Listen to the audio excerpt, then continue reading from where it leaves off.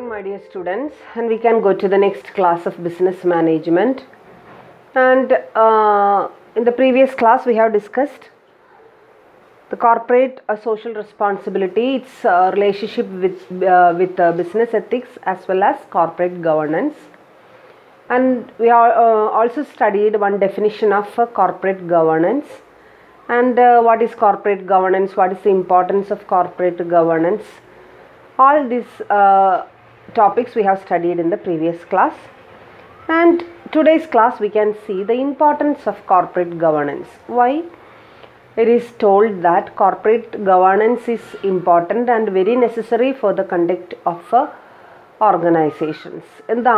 എന്തുകൊണ്ടാണ് ഏത് സാഹചര്യത്തിലാണ് കോർപ്പറേറ്റ് ഗവേണൻസ് ഇമ്പോർട്ടൻ്റ് ആണ് എന്ന് പറയുന്നത് എന്നുള്ളതാണ് നമ്മൾ ഇന്ന് എന്ത് ചെയ്യാൻ പോകുന്നത്, വിചിന്തനം ചെയ്യാൻ പോകുന്നത്. നമ്മൾ കഴിഞ്ഞ ക്ലാസ്സിൽ അതിൻ്റെ ഒരു വളരെ ക്ലിയർ ആയിട്ടുള്ളൊരു ഡെഫിനിഷൻ നമ്മൾ എന്ത് ചെയ്തിരുന്നു, പഠിച്ചിരുന്നു.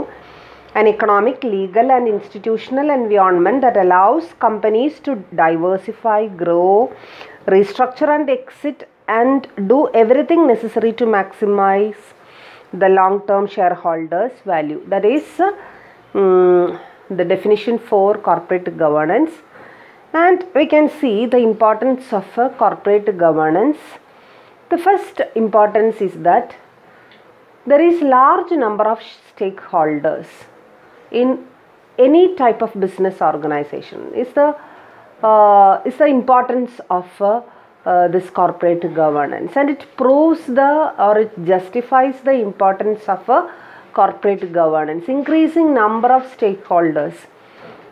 And നമ്മൾ ഈ ഒരു ചാപ്റ്ററിൽ ഏറ്റവും കൂടുതൽ കണ്ടിട്ടുള്ളൊരു വാക്കാണ് സ്റ്റേക്ക് ഹോൾഡേഴ്സ് എന്ന് പറയുന്ന വാക്ക്. അല്ലെ, ആരാണ് സ്റ്റേക്ക് ഹോൾഡേഴ്സ് എന്ന് നിങ്ങൾ ഇതിനും സമയത്തിനുള്ളിൽ നിങ്ങൾ മനസ്സിലാക്കിയിരിക്കും. ഏതൊരു വ്യക്തിയാണോ ഏതൊരു സ്ഥാപനമാണോ ഒരു ബിസിനസ് കൺസേണുമായിട്ട് ഡയറക്റ്റായിട്ടോ ഇൻഡയറക്റ്റ് ആയിട്ടുള്ള ബന്ധം പുലർത്തുന്നത്, അല്ലെങ്കിൽ ഒരു ഇൻട്രസ്റ്റ് കാണിക്കുന്നത്, കമ്പനിയുടെ ഓർഗനൈസേഷൻ്റെ പ്രവർത്തനത്തിൽ ഇൻട്രസ്റ്റ് കാണിക്കുന്നത്, അവരെ അല്ലെങ്കിൽ ആ സ്ഥാപനത്തെ നമ്മൾ എന്തെന്ന് വിളിക്കുന്നു, സ്റ്റേക്ക് ഹോൾഡർ എന്ന് വിളിക്കുന്നു. ഒരു പ്രധാനപ്പെട്ട സ്റ്റേക്ക് ഹോൾഡറാണ് consumer, share holders, employees as well as various sections of general public. Okay, നമ്മൾ കഴിഞ്ഞ ക്ലാസ്സിൽ കണ്ടതാണെങ്കിലും ഇനി ആർക്കും സംശയം തോന്നരുത് എന്നുള്ള രീതിയിലാണ് ഇത് എന്ത് ചെയ്യുന്നത്, പറയുന്നത്. So nowadays, for every business concerns, the number of stakeholders are increasing. And എന്തുകൊണ്ടാണ് ആ ഒരു ഇൻക്രീസ് ഉണ്ടാവുന്നത്? There are so many relationships and so many contacts or contracts entered into by business organization for various business purposes. For example, for giving advertisement in media, we are making a contract for 1 year or 10 year or 15 years, and according to the character of the organization.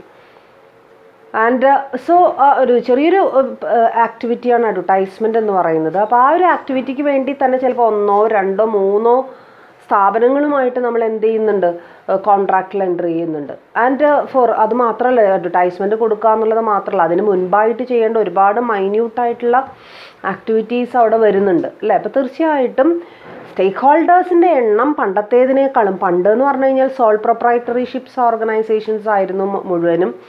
അവർ മൊത്തമായും ഒരുവിധം എല്ലാ കാര്യങ്ങളും അവർ തന്നെ, എല്ലാ ഫീൽഡുകളും അവർ തന്നെ നോക്കി നടത്തി. അതിപ്പോൾ production ആയാലും, അത് മാർക്കറ്റിംഗ് ആയാലും, ഡിസ്ട്രിബ്യൂഷൻ ആയാലും, അഡ്വർടൈസ്മെൻ്റ് ആയാലും ഒക്കെ അവർ തന്നെ ചെയ്യുന്ന ഒരു രീതിയായിരുന്നു പണ്ടുണ്ടായിരുന്നത്. പക്ഷെ ആ ഒരു രീതിയിൽ നിന്ന് വ്യത്യസ്തമായി ഓരോ ആക്ടിവിറ്റീസിനും ഒരുപാട് ഏജൻസികൾ, ഒരുപാട് ഏജൻറ്റുമാർ, അതുപോലെ തന്നെ ഒരുപാട് മിഡിൽമെൻ, ഹോൾസെയിലേഴ്സ് തന്നെ ചിലപ്പോൾ ഒന്നിൽ കൂടുതൽ ആൾക്കാരുണ്ടായിരിക്കാം, റീറ്റെയിലേഴ്സ് തന്നെ കൂടുതൽ ആൾക്കാരുണ്ടായിരിക്കും. അപ്പം അങ്ങനെ ഒരു അവസ്ഥയിൽ തീർച്ചയായിട്ടും നമ്പർ ഓഫ് സ്റ്റേക്ക് ഹോൾഡേഴ്സ്, ഇപ്പോൾ ഷെയർ ഹോൾഡേഴ്സ് എന്ന് പറയുന്ന ഒരു കാറ്റഗറി തന്നെ എടുത്തു കഴിഞ്ഞാൽ ഷെയർ ഹോൾഡേഴ്സിൻ്റെ എണ്ണം പണ്ടത്തേതിനേക്കാളും എന്താ പറയുക, വളരെ ഇൻക്രീസ്ഡ് ആയിട്ടാണ് നമുക്ക് എന്ത് ചെയ്യാനായിട്ട് സാധിക്കുന്നത്, കാണാനായിട്ട് സാധിക്കുന്നത്. സോ അതുകൊണ്ട് തന്നെ ഒരു പരിധി വരെ ഈ ഇൻക്രീസ്ഡ് നമ്പർ ഓഫ് സ്റ്റേക്ക് ഹോൾഡേഴ്സിനെ തൃപ്തിപ്പെടുത്തണമെന്നുണ്ടെങ്കിൽ, അല്ലെങ്കിൽ അവരെ നമ്മുടെ കൈക്കുള്ളിലാക്കി നമുക്ക് കൊണ്ടു നടക്കണമെന്നുണ്ടെങ്കിൽ തീർച്ചയായിട്ടും നമ്മൾ കോർപ്പറേറ്റ് ഗവേണൻസിൻ്റെ കൂട്ടുപിടിക്കുക, ഒരുവിധം എത്തിക്കലായിട്ടുള്ള കാര്യങ്ങൾ നമ്മൾ ചെയ്യാനായിട്ട് ശ്രമിക്കുക. അപ്പോൾ വലിയ കുഴപ്പമില്ലാതെ നമ്മൾ എന്ത് ചെയ്യാനായിട്ട് സാധിക്കും, മുന്നോട്ട് പോകാനായിട്ട് സാധിക്കും. And these stakeholders have different rights and interest in the operation of the company, and corporate governance is necessary to protect the interest of various stakeholders. വിവിധ തരത്തിലുള്ള വിവിധ കാറ്റഗറിയിലുള്ള സ്റ്റേക്ക് ഹോൾഡേഴ്സിൻ്റെ ഇൻട്രസ്റ്റിനെ സാറ്റിസ്ഫൈ ചെയ്യണമെന്നുണ്ടെങ്കിൽ, പ്രൊട്ടക്റ്റ് ചെയ്യണമെന്നുണ്ടെങ്കിൽ നമുക്ക് എന്ത് കൂടിയേ തീരൂ, corporate governance course. So that's a first reason or that's a first importance of a corporate governance. And we can go to the next one, that is changing structure of ownerships. Changing structure of ownership. നേരത്തെ ഞാൻ കഴിഞ്ഞ പോയിന്റിൽ ഞാൻ പറഞ്ഞു, പണ്ടത്തെ കാലത്ത് മിക്കവാറും എല്ലാ ബിസിനസ് ഓർഗനൈസേഷനും ഒരു സോൾ പ്രൊപ്രൈറ്ററിഷിപ്പ് ഓർഗനൈസേഷൻ എന്നുള്ളൊരു രീതിയിലായിരുന്നു ഫോം ചെയ്യപ്പെട്ടിരുന്നത്. പക്ഷേ ഇന്ന് ആ സ്റ്റൈല് മാറി അല്ലേ. പലപ്പോഴും company form of organisation, like അതിൽ തന്നെ വേരിയസ് പല തരത്തിലുള്ള ഫിനാൻഷ്യൽ ഇൻസ്റ്റിറ്റ്യൂഷനുകൾ, അതുപോലെ തന്നെ ഒരുപാട് ഡെറിവേറ്റീവ് മാർക്കറ്റുകൾ, ഡെറിവേറ്റീവ് ഇൻസ്റ്റിറ്റ്യൂഷൻസ്, മ്യൂച്വൽ ഫണ്ടുകൾ അല്ലേ. അപ്പം അങ്ങനെയുള്ള വിവിധ കാറ്റഗറിയിൽ പെടുന്ന സ്ഥാപനങ്ങളും ഓർഗനൈസേഷൻസും രൂപം കൊള്ളുവാനും ഒരു ബിസിനസ് ഓർഗനൈസേഷനെ സംബന്ധിച്ചിടത്തോളം ഈ പലതരത്തിലുള്ള കമ്പനികളുമായും പലതരത്തിലുള്ള ഇൻസ്റ്റിറ്റ്യൂഷൻസുമായിട്ടും ബന്ധപ്പെടേണ്ട ഒരു സ്ഥിതിവിശേഷം വരികയും, തീർച്ചയായിട്ടും അങ്ങനെ നോക്കുമ്പോൾ അതിൽ അവരുടെ ആ ഒരു സ്ട്രക്ചർ അനുസരിച്ച് നമ്മൾ അവരോട് നീതി പുലർത്തേണ്ട ഒരു ആവശ്യകത വന്നിരിക്കുന്നു. തീർച്ചയായിട്ടും അത് കോർപ്പറേറ്റ് ഗവേണൻസിലൂടെ അത് നമുക്ക് എന്ത് ചെയ്യാനായിട്ട് സാധിക്കുള്ളൂ. Share holders include domestic and foreign promoters, financial institutions, foreign institution investors, mutual funds, individual investors, etc. And these investors force the management to follow good corporate. Especially ഓണർഷിപ്പിനെ കുറിച്ച് പറയുമ്പോൾ നമ്മുടെ ഷെയർ ഹോൾഡേഴ്സ്, നമ്മൾ owners എന്ന് പറയുന്നത് പലപ്പോഴും share ഹോൾഡേഴ്സിനെയും കൂടി ഉദ്ദേശിച്ചുകൊണ്ടാണ്. ആ ഒരു ഓണർഷിപ്പ് നമ്മൾ അസ്യൂം ചെയ്യുന്ന സമയത്ത് പലപ്പോഴും ഓണർഷിപ്പിൽ വ്യത്യാസമുണ്ട്. പണ്ടൊക്കെ single investors, individual investors invest ചെയ്തിരുന്ന സ്ഥാനത്ത് ഇന്ന് അങ്ങനെയല്ല. പലതരം ഇൻവെസ്റ്റേഴ്സാണ് നമുക്ക് വരാനായിട്ടുള്ള സാധ്യത. അത് മ്യൂച്വൽ ഫണ്ടുകളുടെ രൂപത്തിലായിരിക്കാം, ഫോറിൻ ഇൻസ്റ്റിറ്റ്യൂഷണൽ ഇൻവെസ്റ്റേഴ്സ് ആയിരിക്കാം, FIIs എന്ന് പറയുന്ന ആ ഒരു രൂപത്തിലായിരിക്കാം, അതുപോലെ തന്നെ ഫിനാൻഷ്യൽ കമ്പനീസ് ആയിരിക്കാം നമ്മളിൽ ഇൻവെസ്റ്റ് ചെയ്യുന്നത്. അതോടൊപ്പം തന്നെ ഇൻഡിവിജ്വൽ ഇൻവെസ്റ്റേഴ്സ് ഉണ്ടായിരിക്കും. അപ്പോൾ എല്ലാവരെയും ഒരേപോലെ മാനേജ് ചെയ്യുക എന്ന് പറയുന്നത് ബുദ്ധിമുട്ടേറിയ കാര്യമാണ്. മാനേജ് ചെയ്യാതിരിക്കാൻ നമുക്ക് വേറെ നിർവാഹമൊന്നുമില്ല. അപ്പോൾ അതുകൊണ്ട് തന്നെ കോർപ്പറേറ്റ് ഗവേണൻസ് ഉണ്ടെന്നുണ്ടെങ്കിൽ ഒരുവിധം വലിയ പ്രശ്നങ്ങളില്ലാതെ നമുക്ക് എന്ത് ചെയ്യാനായിട്ട് സാധിക്കും, മുന്നോട്ട് പോവാൻ സാധിക്കും. And next one is that greater social responsibility is a third important point which justifies the corporate governance, that is increased rate of corporate social responsibility.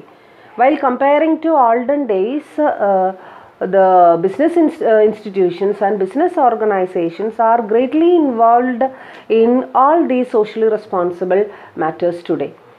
So ആ ഒരു റെസ്പോൺസിബിലിറ്റിയുടെ ഒരു ആക്കം കൂടുകയും അതിൻ്റെ ഒരു ഗ്രേറ്റ്നെസ് വർദ്ധിക്കുകയും ചെയ്തതോടെ, ആ ഒരു പബ്ലിക് ഇമേജ് വർദ്ധിക്കുകയും ചെയ്തതോടുകൂടി നമുക്ക് കോർപ്പറേറ്റ് ഗവേണൻസ് ഇല്ലാതെ പിടിച്ചു നിൽക്കാനായിട്ട് സാധിക്കാത്ത ഒരു സ്ഥിതിവിശേഷമാണ് ഉള്ളത്. And these include conservation of resources, building social infrastructure, providing quality goods and services etcetera.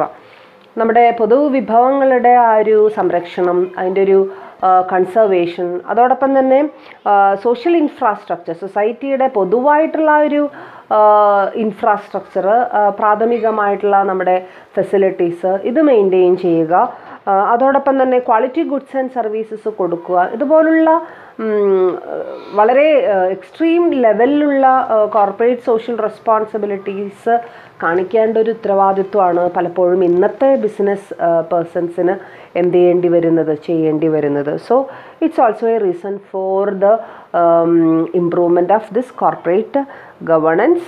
And next one is corporate scams and fruits. Scams and frauds. And what do you mean by corporate scams? Corporate scams means usually there are, ഞാൻ കഴിഞ്ഞ ക്ലാസ്സിൽ നിങ്ങളോട് പറഞ്ഞിരുന്നു അല്ലേ, there was a Companies Act known as, now we are following the Companies Act 2013, and ആ ഒരു 2013 companies act ഉണ്ടാക്കിയ സമയത്ത് ഗവൺമെൻറ് ഓഫ് ഇന്ത്യ ഒരൊറ്റ കാര്യം മാത്രമേ ഉദ്ദേശിച്ചിരുന്നുള്ളൂ.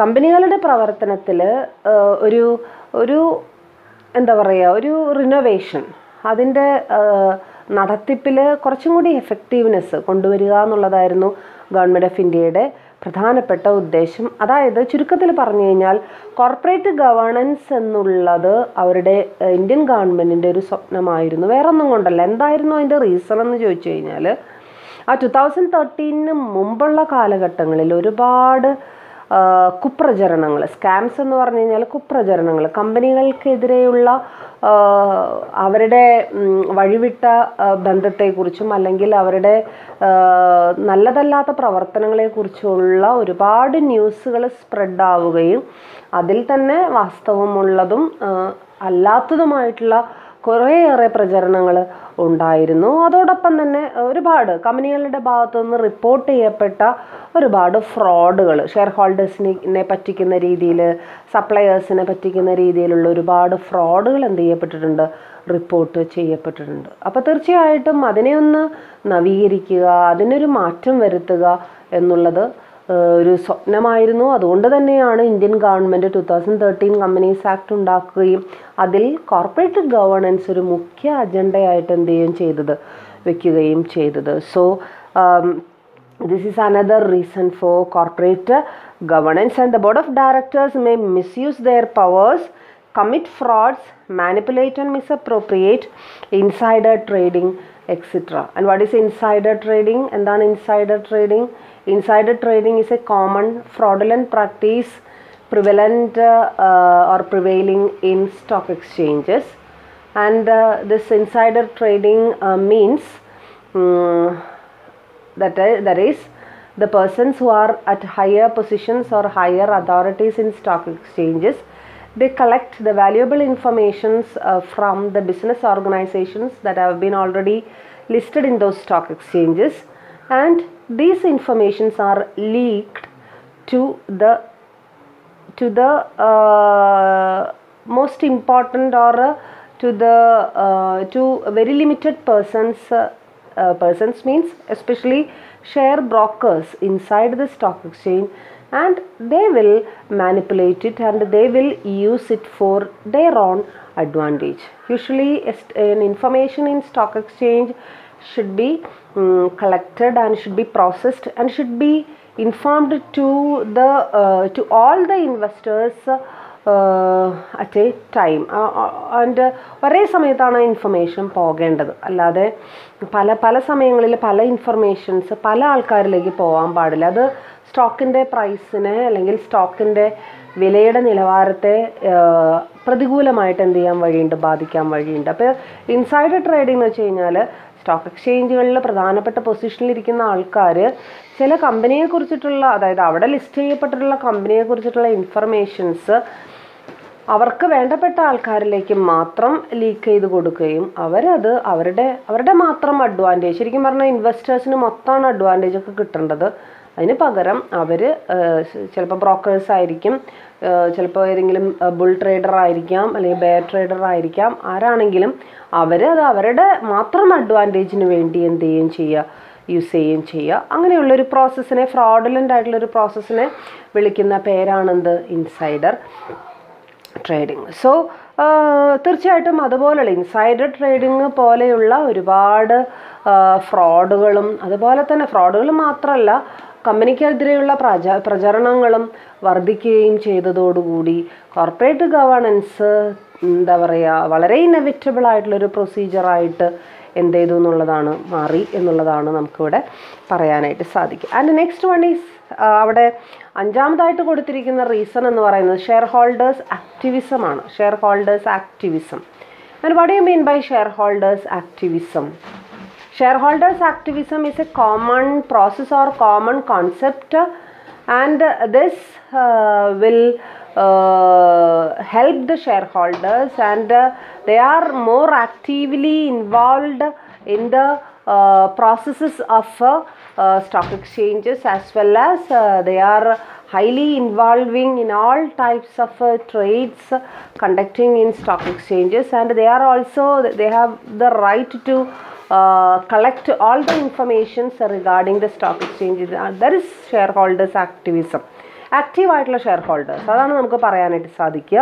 വളരെ ഹൈലി ഇൻഫോർമേറ്റീവ് ആയിട്ടുള്ള എഡ്യൂക്കേറ്റഡ് ആയിട്ടുള്ള ഷെയർ ഹോൾഡേഴ്സ്, അതിനെ ആ ഒരു കോൺസെപ്റ്റിനെ വിളിക്കുന്ന പേരാണ് ഷെയർ ഹോൾഡേഴ്സ് ആക്ടിവിസ്റ്റ്. ഇന്ന് ഷെയർ ഹോൾഡേഴ്സിനെ പ്രൊട്ടക്റ്റ് ചെയ്യാനും അവരുടെ റൈറ്റ്സ് മനസ്സിലാക്കാനും അവരുടെ ഇൻട്രസ്റ്റ് തിരിച്ചറിയാനും ഒരുപാട് മാർഗങ്ങളുണ്ട്, ഒരുപാട് മെഷേഴ്സ് ഉണ്ട്. തീർച്ചയായിട്ടും ആ മെഷേഴ്സിലൂടെ എല്ലാ ഷെയർ ഹോൾഡേഴ്സും ആക്റ്റീവാണ്, അവരൊരിക്കലും പാസീവായിട്ട് ഇരിക്കുന്നില്ല. അപ്പോൾ അതുകൊണ്ട് തന്നെ കോർപ്പറേറ്റ് ഗവേണൻസ് അവിടെ നടന്നില്ല എന്നുണ്ടെങ്കിൽ share holders will question the functioning of A business organisation. And usually അതിൻ്റെ ആഫ്റ്റർ എഫക്റ്റ് എന്ന് പറയുന്നത് പലപ്പോഴും കമ്പനിയുടെ വൈൻഡിങ് അപ്പ് ആയിരിക്കും. അപ്പോൾ അതിലേക്ക് പോകുന്നതിന് മുൻപ് നമുക്ക് ആ ഒരു ഷെയർ ഹോൾഡേഴ്സ് ആക്ടിവിസം എന്ന് പറയുന്ന ആ പ്രോസസ്സ് അവിടെ ഉള്ളതുകൊണ്ട് തന്നെ തീർച്ചയായിട്ടും കോർപ്പറേറ്റ് ഗവേണൻസ് ആയിരിക്കും നമുക്ക് കൂടുതൽ അഭികാമ്യമായിട്ടുള്ളത്. അത് കൊണ്ട് നടന്നു കഴിഞ്ഞാൽ വലിയ കുഴപ്പമൊന്നുമില്ലാതെ ആക്റ്റീവായിട്ടുള്ള ഷെയർ ഹോൾഡേഴ്സിനെ നമുക്ക് എന്ത് ചെയ്യാനായിട്ട് സാധിക്കും, നമ്മുടെ കമ്പനിയിൽ തന്നെ പിടിച്ചു നിർത്താനും മാക്സിമം അവരെ സാറ്റിസ്ഫൈ ചെയ്യാനും നമുക്ക് സാധിക്കും എന്നുള്ളതാണ് അവിടെയുള്ള സംഭവം. And such as the right to information, transparency, disclosure, accountability of directors, right to vote and proxies, etc. and shareholders association and strong shareholders movement have led to the demand of good governance, good corporate governance. Okay, എല്ലാവരും educated ആണ്, എല്ലാവരും involved ആണ്, and they have the right to vote and they have the right to information, they have the right to have or right to get the transparent information, and they can involve in the accountability of directors also. So അവിടെ share ഹോൾഡേഴ്സിൻ്റെ associations ഉണ്ട്, അവരുടെ strong മൂവ്മെൻറ്റുകളുണ്ട്. തീർച്ചയായിട്ടും അത് എന്തിനെ help ചെയ്യുന്നു, എന്തിനെ അനുകൂലിക്കുന്നു, corporate ഗവേണൻസിനെ അനുകൂലിക്കുന്നു. And next one is strong regulatory system is there. Strong regulatory system. And what do you mean by strong regulatory system? What is regulatory system? There is a legal system or legal framework to protect the interest of all the stakeholders, so that all the business organizations are compelled to adopt corporate governance as their system. Okay, so തീർച്ചയായിട്ടും ആ ഒരു legal system ഉള്ളത് കൊണ്ട് തന്നെ, ലീഗലായിട്ടുള്ളൊരു frame work ഉള്ളത് കൊണ്ട് തന്നെ കമ്പനികൾക്കെല്ലാം ഇന്ന് കോർപ്പറേറ്റ് ഗവേണൻസ് ഇല്ലാതെ മുന്നോട്ട് പോകാൻ പറ്റാത്ത ഒരവസ്ഥയായിട്ട് മാറിയിട്ടുണ്ട്. And certain practices in stock exchanges like insider trading, cornering, price rigging, etc. have been declared fraudulent by SEBI as part of good corporate governance. And who is SEBI? നിങ്ങളോട് ഞാൻ പറഞ്ഞു തന്നു എന്നാണ് എൻ്റെ ഓർമ്മ. സെബി ആരാ? SEBI means it's an institution, and the expansion of SEBI is Securities Exchange Board of India. And Security Exchange Board of India is the regulator of the secondary market, means stock exchanges റെഗുലേറ്ററാണ്. അതിൻ്റെ control ചെയ്യുന്ന, സ്റ്റോക്ക് എക്സ്ചേഞ്ചുകളെ control ചെയ്യുന്ന, സെക്യൂരിറ്റീസിൻ്റെ secondary ഇഷ്യൂസിനെ, secondary ട്രാൻസ്ഫറുകളെ control ചെയ്യുന്ന ആ ഒരു സ്ഥാപനത്തിനെ വിളിക്കുന്ന പേരാണ് എന്ത്? സെബി. തീർച്ചയായിട്ടും സെബിയുടെ മേൽനോട്ടത്തിൽ വളരെ വ്യക്തവും കൃത്യവുമായിട്ടുള്ള ഒരു റെഗുലേറ്റഡ് ആയിട്ടുള്ള ഒരു പാറ്റേൺ തീർച്ചയായിട്ടും ഉണ്ട് എന്നുള്ളതും, അതിനനുസരിച്ച് സെബി ചോദിക്കുന്ന ഇൻഫർമേഷൻസ് കൃത്യമായിട്ട് സ്റ്റോക്ക് എക്സ്ചേഞ്ചുകളും അതുപോലുള്ള സ്റ്റോക്ക് എക്സ്ചേഞ്ചിൽ ലിസ്റ്റ് ചെയ്തിട്ടുള്ള കമ്പനികളും അവശ്യ സമയങ്ങളിൽ കൊടുക്കേണ്ടതും, അതിനനുസരിച്ച് സെബി അതിന് ഗൈഡ് ലൈൻസ് കൊടുക്കുന്നതും, അഥവാ അത് ചെയ്തില്ല എന്നുണ്ടെങ്കിൽ പണിഷ്മെൻ്റ് ആക്ടിവിറ്റീസിലേക്ക് സെബി പോവും എന്നുള്ളതൊക്കെയാണ് അവിടെ നമുക്ക്. സോ അങ്ങനെയുള്ളൊരു വ്യക്തമായിട്ടുള്ളൊരു സിസ്റ്റം നമുക്കുണ്ട്, കൺട്രോളിങ് സിസ്റ്റം നമുക്കുള്ളത് കൊണ്ട് തന്നെ കോർപ്പറേറ്റ് ഗവേണൻസിനെ നമുക്ക് അഡോപ്റ്റ് ചെയ്യാവുന്നതേ ഉള്ളൂ. തീർച്ചയായിട്ടും അതൊരു നല്ലൊരു സിസ്റ്റമായിട്ട് നമുക്ക് കൊണ്ടു നടക്കാവുന്നേ ഉള്ളൂ. Okay, and next importance of corporate governance can be justified with the point or with an important concept, that is globalization. And what do you mean by globalization? What is globalization, and what's the relationship between globalization and corporate governance? We have studied globalization in business ethics. While studying the practices of business ethics, we explained what is this globalization, and what all challenges and what all opportunities can be availed by host countries in globalization.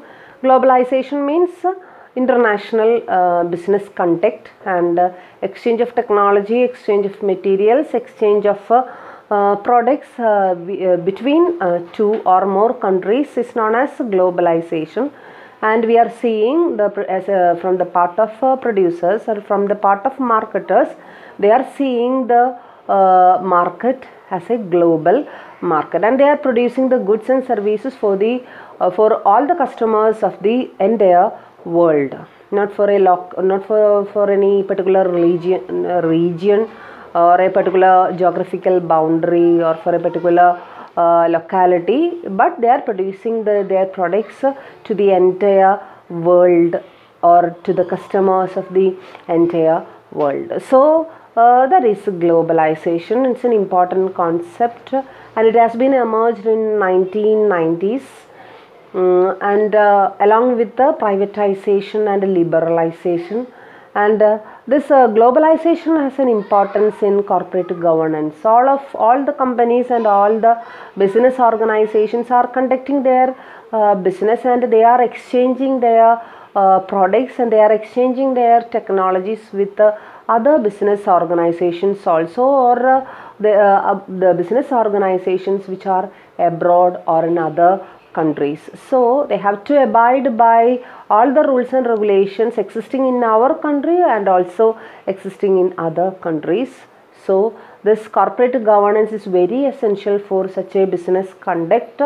If we are doing or if we are adhering to any fraudulent practices, certainly we cannot succeed, or we cannot become a successful businessman. So it is necessary. Globalization വേണമെന്നുണ്ടെങ്കിൽ എന്ത് ആവശ്യമാണ്? Corporate governance ആവശ്യമാണ്. And many companies have grown as a multinational corporations, attracting capital investments globally, and they have also follow foreign rules and regulations. And these large companies mostly depend on public funds for financing their operations, and these multinational companies, MNCs, globalizationil nammal കാണുന്ന ഏറ്റവും പ്രധാനപ്പെട്ട ഒരു വാക്കാണ് MNC, multinational companies. And these multinational companies are accepting even finance and monies from foreign countries and in foreign currencies sometimes. So they have to strictly obey the rules and regulations of foreign countries. Corporate governance ഇല്ലാതെ ഇത് നമുക്ക് എന്ത് ചെയ്യാൻ പറ്റില്ല, ചെയ്യാൻ സാധിക്കില്ല. And next one is mergers and acquisitions. Mergers and acquisitions. And what do you mean by merger and what is acquisition? Merging means if two companies are merging together, or if two companies are joining together, and a new company is formed, we will call it as merging. And this practice of merging നമ്മൾ പണ്ടത്തെക്കാളേറെ കേൾക്കുന്ന ഈ ഒരു എന്താ പറയുക സിസ്റ്റത്തിൽ, ഈ ഒരു എൻവയോൺമെൻറ്റിൽ പലപ്പോഴും മെർജിങ്ങിനെ കുറിച്ച് ഏത് ഫീൽഡായാലും നമ്മൾ മെർജിങ്ങിനെ കുറിച്ച് എന്ത് ചെയ്യുന്നുണ്ട്, കേൾക്കുന്നുണ്ട്. So merging is there, acquisitions are there. And what is acquisition? If one company takes up another company, it's known as acquisition. And the new company will be formed, but the name will be of that old company. And so this is acquisition. So these mergers and acquisitions are there.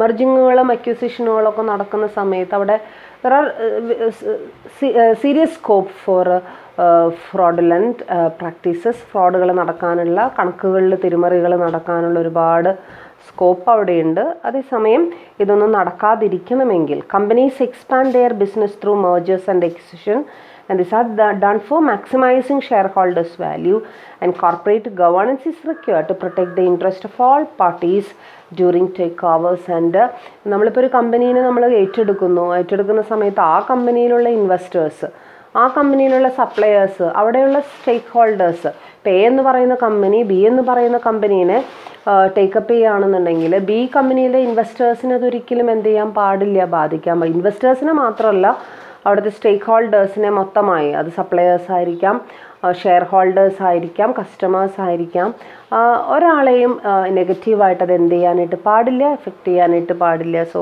തീർച്ചയായിട്ടും അത് നമ്മൾ പ്രത്യേകിച്ചും മർജേഴ്സ് and acquisitions കൂടി വരുന്ന ഈ ഒരു കാലഘട്ടത്തിൽ corporate governance നമുക്ക് വളരെ അത്യന്താപേക്ഷിതമായിട്ട് വേണ്ട ഒരു സിസ്റ്റമാണ്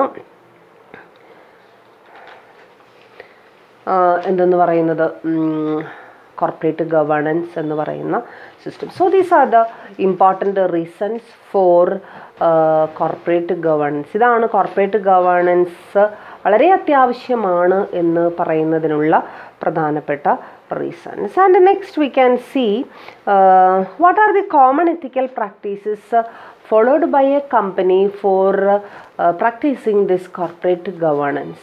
Corporate governance പാലിക്കുന്നതിന് എന്തൊക്കെ എത്തിക്കൽ പ്രാക്ടീസുകളാണ് അവർ ഫോളോ ചെയ്യുന്നത്? നമ്മൾ നേരത്തെ കണ്ടു, business ethics is related to corporate governance and this CSR is also related to corporate governance. So all these are happening simultaneously എന്നൊക്കെ നമ്മൾ കഴിഞ്ഞത്തെ ക്ലാസ്സിൽ നമ്മൾ പഠിച്ചു. തിയറിറ്റിക്കലായിട്ട് മാത്രമേ അതെന്ത് ചെയ്യുന്നുള്ളൂ, ഡിഫറൻ്റ് ആയിട്ട് പോകുന്നുള്ളൂ എന്നുള്ളതും നമുക്ക് മനസ്സിലായി.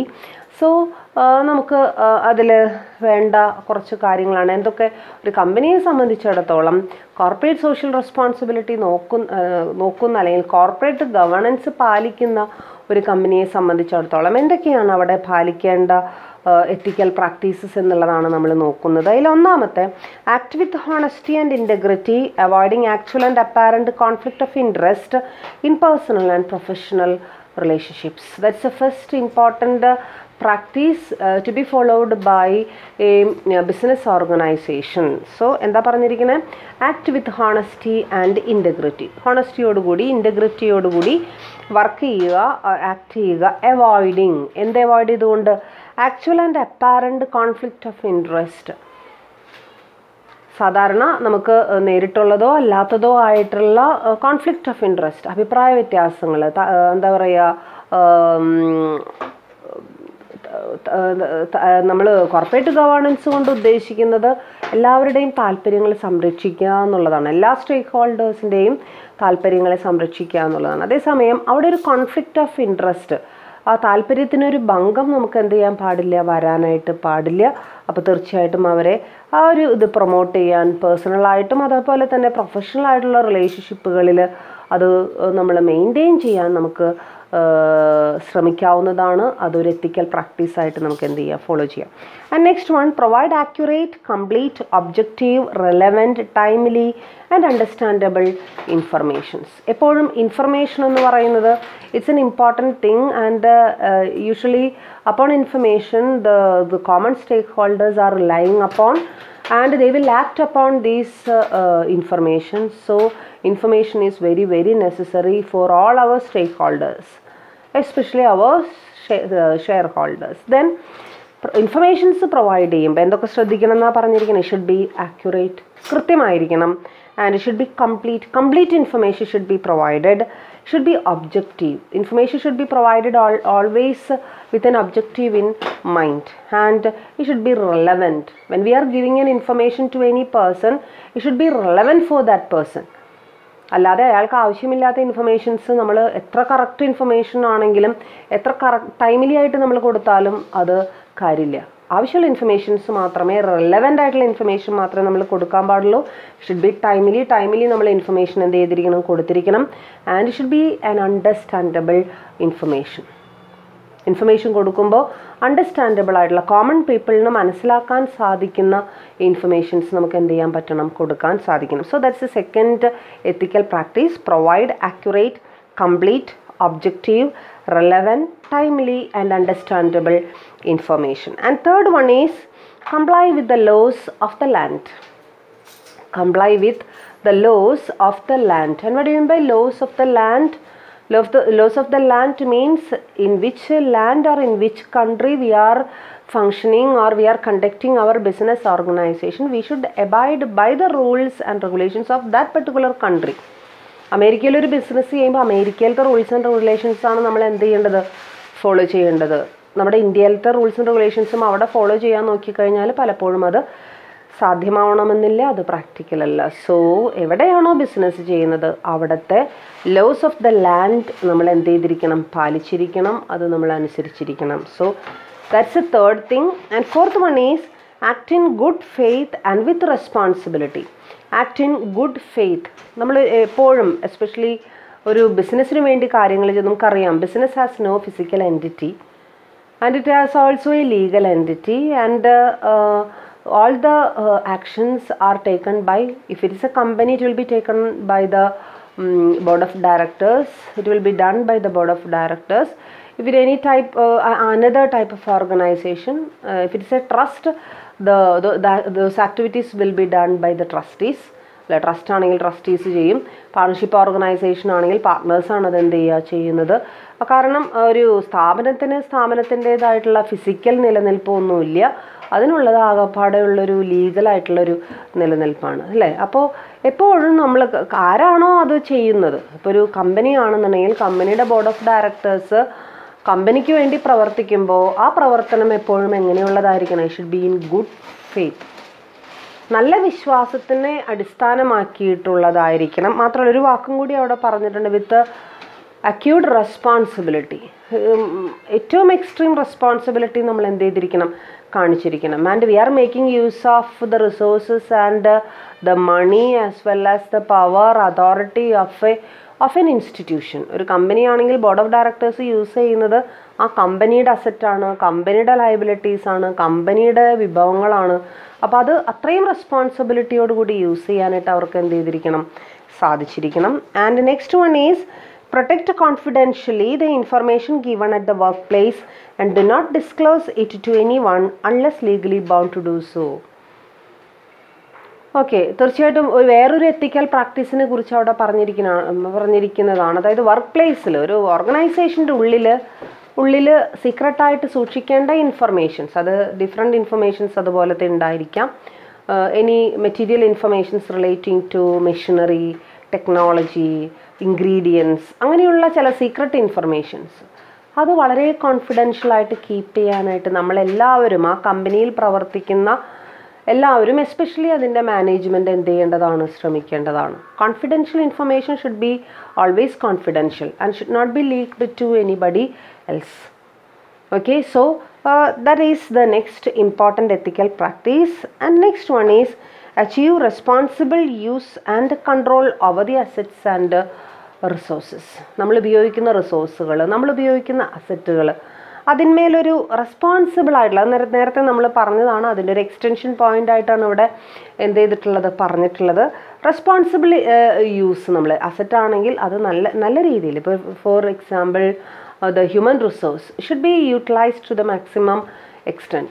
അതായത് മാക്സിമം എക്സ്റ്റെൻറ്റിൽ അവരെ വേദനിപ്പിക്കാതെ, അവരെ എക്സ്പ്ലോയിറ്റ് ചെയ്യാതെ മാക്സിമം എക്സ്റ്റെൻറ്റിൽ അത് ചെയ്യാനായിട്ട് നമുക്ക് സാധിച്ചിരിക്കണം. ലൈക്ക്വൈസ് എനി അതർ റിസോഴ്സസ്, അത് ഹ്യൂമൻ റിസോഴ്സ് ആണെങ്കിലും മണി റിസോഴ്സ് ആണെന്നുണ്ടെങ്കിലും മെറ്റീരിയൽസ് ആണെങ്കിലും മെഷീനറി ആണെങ്കിലും വേറെ പ്രശ്നങ്ങളൊന്നുമില്ലാതെ, വേസ്റ്റ് ഇല്ലാതെ, ഡാമേജുകളില്ലാതെ അതെന്ത് ചെയ്യേണ്ടതാണ്, അത് യൂസ് ചെയ്യേണ്ടതാണ് എന്നുള്ളതാണ് അവിടെ പറയുന്ന അടുത്ത point. So these are some of the important ethical practices to be followed by the business organization for the purpose of corporate governance.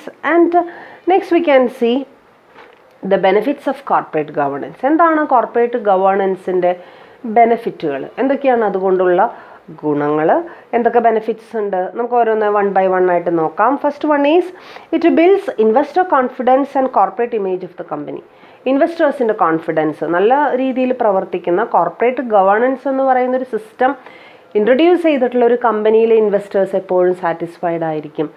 അവർക്ക് കമ്പനിയെക്കുറിച്ച് വേറെ പ്രത്യേകിച്ച് നെഗറ്റീവായിട്ടുള്ളതൊന്നും എന്ത് ചെയ്യാനുണ്ടാവില്ല, പറയാനുണ്ടാവില്ല. So that's a first importance and first benefit. Second one is that it brings the board of directors accountable for their conduct and decisions of the shareholders. It brings the board of directors responsible. If there is any type of corporate governance, all the board of directors will be responsible for their reactions and for their activities, especially in relation to the share holders. Share ഹോൾഡേഴ്സായിട്ട് ബന്ധപ്പെട്ട് അവർ ചെയ്യുന്ന എല്ലാ ആക്ടിവിറ്റീസിനും ആര് തന്നെയായിരിക്കും ഉത്തരവാദി? Board of directors തന്നെയായിരിക്കും ഉത്തരവാദി. അപ്പം അങ്ങനെ അവരുടെ ആ ഒരു റെസ്പോൺസിബിലിറ്റി കൂട്ടുക, അത് ഇൻക്രീസ് ചെയ്യുക എന്നുള്ള ഉദ്ദേശത്തോടു കൂടി ആണ് കോർപ്പറേറ്റ് ഗവേണൻസ് നമ്മൾ ഇൻട്രൊഡ്യൂസ് ചെയ്യുന്നത്. So it's also a benefit. And next one, it prevents corporate frauds, insider trading and other malpractices by directors, managers and employees. ഡയറക്ടേഴ്സും മാനേജേഴ്സും അതുപോലെ തന്നെ എംപ്ലോയീസും ഇവർ ചെയ്യുന്ന ചില തിരിമറികൾ, ചില ഫ്രോഡുലൻ്റ് പ്രാക്ടീസുകൾ, ഇതൊക്കെ നമുക്കൊരു പരിധിവരെ പൂർണ്ണമായിട്ടും ഒഴിവാക്കാനായിട്ട് സാധിച്ചില്ലെങ്കിൽ കൂടി ഒരു പരിധിവരെ നമുക്കതിനെ നിർത്തലാക്കാനായിട്ട് സാധിക്കും എന്നുള്ളതാണ് അതിൻ്റെ അടുത്ത ബെനിഫിറ്റായിട്ട് നമ്മൾ എന്ത് ചെയ്യുന്നത് പറയുന്നത്. And next one is that corporate governance helps to achieve the objects of the company by doing the business in an ethically and socially responsible way. അതായത് കോർപ്പറേറ്റ് ഗവേണൻസ് എന്ന് പറയുന്നത് കമ്പനിയെ സംബന്ധിച്ചിടത്തോളം കുറച്ചും കൂടി നല്ല രീതിയിൽ, കുറച്ചും കൂടി എത്തിക്കലായി, കുറച്ചും കൂടി സോഷ്യലി റെസ്പോൺസിബിളായി എങ്ങനെ ബിഹേവ് ചെയ്യാം, എങ്ങനെ ആക്ട് ചെയ്യാം, എങ്ങനെയാണ് അത് ബിസിനസ് കണ്ടക്ട് ചെയ്യാനായിട്ട് സാധിക്കുക എന്നുള്ളതിന് ഒരു മാർഗദർശിയാണ്, ഒരു ഗൈഡ് ലൈനാണ് എന്നുള്ളതാണ് അവിടെ പറയുന്നത്. Next one, good governance of companies can lead to systematic and sustained growth of capital market. Capital മാർക്കറ്റിൻ്റെ സ്ഥിരവും അതോടൊപ്പം തന്നെ ഉന്നതവുമായിട്ടുള്ള ആ ഒരു ഡെവലപ്മെൻറ്റ്, ആ ഡെവലപ്മെൻറ്റിന് പലപ്പോഴും വഴിവെക്കുന്നത് എന്ത് തന്നെയാണ്? കോർപ്പറേറ്റ് ഗവേണൻസ് ആണ് അല്ലേ? Capital market especially including the stock exchange ഉൾക്കൊള്ളുന്ന ആ ഒരു ക്യാപിറ്റൽ മാർക്കറ്റിനെ കുറച്ചും കൂടി നല്ല രീതിയിൽ പ്രവർത്തിക്കാനായിട്ട്, ഫങ്ഷൻ ചെയ്യാനായിട്ട് പ്രേരിപ്പിക്കുന്നത് കോർപ്പറേറ്റ് ഗവേണൻസ് പോലുള്ള വ്യവസ്ഥാപിതമായിട്ടുള്ള റൂൾസ് ആൻഡ് റെഗുലേഷൻസ് ആണ്. And next one is that it helps to discharge the corporate social responsibility of business in a meaning manner. കുറച്ചും കൂടി മീനിങ് ആയിട്ട് കോർപ്പറേറ്റ് സോഷ്യൽ CSR എന്ന് പറയുന്ന ആ ഒരു കോൺസെപ്റ്റ് കുറച്ചും കൂടി നല്ല രീതിയിൽ പ്രകടിപ്പിക്കാനുള്ള ഒരു വേദിയാണ്, അല്ലെങ്കിൽ ഒരു മാർഗമാണെന്ന് പറയുന്നത് കോർപ്പറേറ്റ് ഗവേണൻസ് എന്ന് പറയുന്നത്. And next one, good corporate governance can attract new investors like banks, mutual funds and foreign institutional investors. നല്ല കോർപ്പറേറ്റ് ഗവേണൻസുകൾക്ക് പുതിയ ഇൻവെസ്റ്റേഴ്സ് എന്ന് പറയുമ്പോൾ പല മേഖലകളിൽ നിന്ന് വരുന്ന പുതിയ ഇൻവെസ്റ്റേഴ്സിനെ, ബാങ്കുകളായിരിക്കാം, ഫോറിൻ ഇൻസ്റ്റിറ്റ്യൂഷണൽ ഇൻവെസ്റ്റേഴ്സ് ആയിരിക്കാം, മ്യൂച്വൽ ഫണ്ടുകളായി. എന്നിട്ട് ഈ FII എന്ന് പറഞ്ഞു കഴിഞ്ഞാൽ എന്താണ്? Foreign institutions are investing in Indian companies. They are called as FIIs. അപ്പം അങ്ങനെയുള്ള ഇൻവെസ്റ്റേഴ്സ് ആയിരിക്കാം, മ്യൂച്വൽ ഫണ്ടുകളായിരിക്കാം. ഇവരൊക്കെ എന്താണ് മ്യൂച്വൽ ഫണ്ട് എന്ന് പറയുന്ന concept?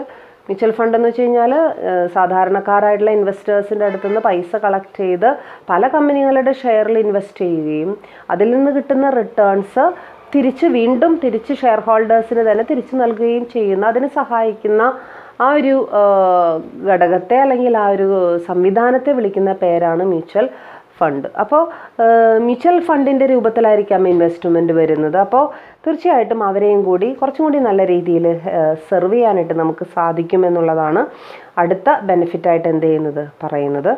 And next one is it protects the interest of stake holders, settles shareholders grievances and complaints with rules and regulations. ഷെയർഹോൾഡേഴ്സിൻ്റെ grievances, ഷെയർഹോൾഡേഴ്സിൻ്റെ എന്താ പറയുക, അവരുടെ കംപ്ലയിൻസ് ഒരുവിധം സെറ്റിൽ ചെയ്യാനും അവരെ നല്ല രീതിയിൽ സാറ്റിസ്ഫൈ ചെയ്യാനും നമുക്ക് കോർപ്പറേറ്റ് ഗവേണൻസ് കൊണ്ട് സാധിക്കും. Next one is companies with good governance can attract better talents and retain efficient human resources. Human റിസോഴ്സുകളെ നമ്മൾ ഹയർ ചെയ്യുന്ന സമയത്ത് കുറച്ചും കൂടി ഹൈലി കോർപ്പറേറ്റ് ഗവേണൻസ് ഉള്ള കമ്പനീസ് ആണെന്നുണ്ടെങ്കിൽ തീർച്ചയായിട്ടും നല്ല ക്വാളിഫൈഡ് ആയിട്ടുള്ള, ടാലൻറ്റഡ് ആയിട്ടുള്ള ആൾക്കാരെ അല്ലെങ്കിൽ ലേബറേഴ്സിനെ, എംപ്ലോയീസിനെ നമുക്ക് എന്ത് ചെയ്യാനായിട്ട് സാധിക്കും? ഹയർ ചെയ്യാനായിട്ട് സാധിക്കും. നമുക്ക് നമ്മുടെ എംപ്ലോയീസായിട്ട് എടുക്കാനായിട്ട് സാധിക്കും. തീർച്ചയായിട്ടും അവരിലൂടെ നമ്മുടെ ഓർഗനൈസേഷൻ്റെ ഒരു ബെറ്റർ ആയിട്ടുള്ളൊരു ഇമേജ് നമുക്ക് എന്ത് ചെയ്യാനും സാധിക്കും? ക്രിയേറ്റ് ചെയ്യാനും സാധിക്കും എന്നുള്ളതാണ് അവിടെ പറയുന്ന അടുത്ത benefit. So these are the important benefits of corporate governance. So ഇന്ന് നമ്മൾ പഠിച്ചത്, മെയിനായിട്ട് നമ്മൾ പഠിച്ചത് ഏതൊക്കെ ടോപ്പിക്കാണ്? Importance of corporate governance. അതിലൊരു 8 പോയിന്റോളം നമ്മൾ എന്ത് ചെയ്തിട്ടുണ്ട്, പഠിച്ചിട്ടുണ്ട്. എന്തുകൊണ്ടാണ് കോർപ്പറേറ്റ് ഗവേണൻസ് ഇമ്പോർട്ടൻ്റ് ആണ് എന്നുള്ളത് പറയുന്നത്, അത് നമ്മൾ കണ്ടു. അതുപോലെ തന്നെ ഒരു നല്ലൊരു കോർപ്പറേറ്റ് ഗവേണൻസ് ഉള്ള ഒരു കമ്പനിക്ക് ഫോളോ ചെയ്യാവുന്ന കുറച്ച് സാമ്പിളായിട്ടുള്ള എത്തിക്കൽ പ്രാക്ടീസുകൾ ഒരു 6 നമ്മൾ എന്ത് ചെയ്തിട്ടുണ്ട്, നോക്കിയിട്ടുണ്ട്. അതോടൊപ്പം തന്നെ കോർപ്പറേറ്റ് ഗവേണൻസിൻ്റെ ബെനിഫിറ്റുകൾ എന്തൊക്കെയാണ് കോർപ്പറേറ്റ് ഗവേണൻസ് ഉള്ള കമ്പനീസിന് ഉള്ള നേട്ടങ്ങൾ എന്നുള്ളതാണ് നമ്മൾ അടുത്തതായിട്ട് എന്ത് ചെയ്തത്, കണ്ടത്. ഇങ്ങനെ 3 ടോപ്പിക്കുകളാണ് ഇന്നത്തെ ക്ലാസ്സിൽ നമ്മൾ എന്ത് ചെയ്തിട്ടുള്ളത്, ചർച്ച ചെയ്തിട്ടുള്ളത്. എല്ലാം ഒരുവിധം കണക്റ്റഡായിട്ട് വരുന്ന, റിപ്പീറ്റഡായിട്ട് വരുന്ന പോയിന്റുകളാണ്. അതേസമയം അത് നന്നായിട്ട് പഠിച്ചു വെച്ചിരുന്നാൽ തന്നെയാണ് നമുക്ക് കോർപ്പറേറ്റ് ഗവേണൻസ് എന്ന് പറയുന്നത് ഒരു എസ് ഐ ക്വസ്റ്റ്യന് സ്കോപ്പുള്ള ഒരു ടോപ്പിക്കാണ് കോർപ്പറേറ്റ് ഗവേണൻസ്. അപ്പോൾ ഇനിയും 1-2 പോയിന്റുകൾ കൂടി, 1-2 ടോപ്പിക്കുകൾ കൂടി കോർപ്പറേറ്റ് ഗവേണൻസിനോടനുബന്ധിച്ച് നമുക്ക് എന്ത് ചെയ്യാനുണ്ട്, പഠിക്കാനുണ്ട്. അത് കഴിഞ്ഞാൽ ഈ ചാപ്റ്റർ നമുക്ക് എന്ത് ചെയ്യാം, അവസാനിപ്പിക്കാം. So study well and we can conclude this class. Okay, and we will meet in the next class. Thank you.